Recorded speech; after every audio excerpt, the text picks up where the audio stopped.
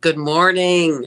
So I'm here today with two of the amazing, inspiring storytellers that will join us to share their personal journeys for our Third Act Quest Stories event on Friday night and Saturday. So I'm joined by two women who are especially purposeful in their third acts to really help contribute to changing the way we all think of aging beyond 60. And with that, I'll introduce you to our Melissa Davey and then our ever electric in orange here today, Nancy Schenker. So Melissa, tell us a little bit about your work and your story so we get a little taste. Okay. Hi there, everybody. Good morning. On this chilly morning, if you're in the northeast region of the country, it's very cool today. As Diana said, I'm Melissa Davey. I'm a documentary filmmaker, but I wasn't always a documentary filmmaker. I've been in nonprofits and the for-profit world in a big corporate executive position for a long time. And I got the bug to follow a dream that I had from the time that I was a child. And, you get on these fast trains in life, like I did, like probably most of you have done, and you kind of dismiss those dreams that you had as a younger person. And sometimes you even question whether or not your dreams are something that you could actually do.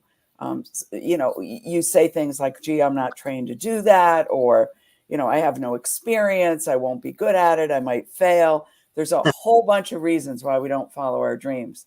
But in my story, which we'll hear this coming Friday night, a few things happened, some aha moments that pushed me over the edge and made me say, hey, at my age and at the time when I became a filmmaker, I was 65. Why wouldn't I do it now? And what am I so afraid of? And so anyway, you'll hear about how I took that leap. And I made my first film, which is a documentary about women over the age of 60 called the Beyond 60 documentary. And it just showcases how resilient these people are, the amazing experiences that they've had, and that they're still relevant and they're still following new dreams. So I'm hoping that my story might inspire other women to dig deep and find out what it is that maybe you had crossed off your list, because you're never too old. And now at 72, I'm on my second film. So just goes to show you. Well, Melissa, thank you. And I'm excited. I loved Beyond 60. I cannot wait to see Climbing into Life. So thank you. We'll see you Friday night. So, and Nancy, speaking of never being afraid to try new things, I've lost count. I think there've been 6 life reinventions, and you currently do so many different things. So tell us a little bit about you and your work. Sure. Like Melissa, I'm a corporate refugee. I spent a good chunk of my corporate life in financial services, ultimately getting to the C-suite, which was considered the holy grail in the 1980s. And I started my own consulting practice just when I was just shy of 50. And I've been running that business, the On Switch, for about 19 years now. And I started using social media back in 2005. And I've always been involved in tech. I was in fintech before it was even called fintech. And what I found, sadly, is that as I've aged, it's almost like a rerun of some of the stuff I had to deal with in the 70s and 80s, as far as what I call the bro culture of technology. So I'm a real champion of people over 50 keeping their tech skills really sharp. I make my living these days mostly like Melissa, really figuring out what my passion was and pursuing that.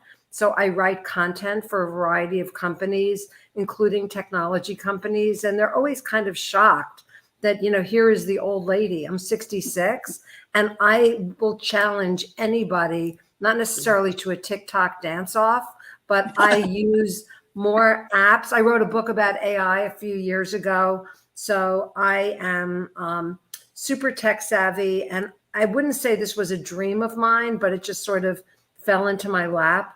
I'm also kind of pursuing a side gig as a stand-up comic because I Oh, really do believe, I'm not going to joke about menopause or incontinence because that is what a lot of older women use hopefully my sense of humor and the facts to help combat gendered ageism, which is something that I know Bonnie Marcus is an expert on, is that women being marginalized in the workforce after they reach a certain age, whereas men are considered older and wiser and gray-haired, and women are just considered slow and scattered and tech challenged.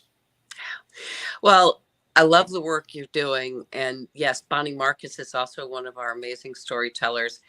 And I'll end today just thanking you, but also encouraging anyone who listens to our little conversation today to come and join us for as much or as little of this inspiring this event as you can. There are links below in this post that show you where to go to register.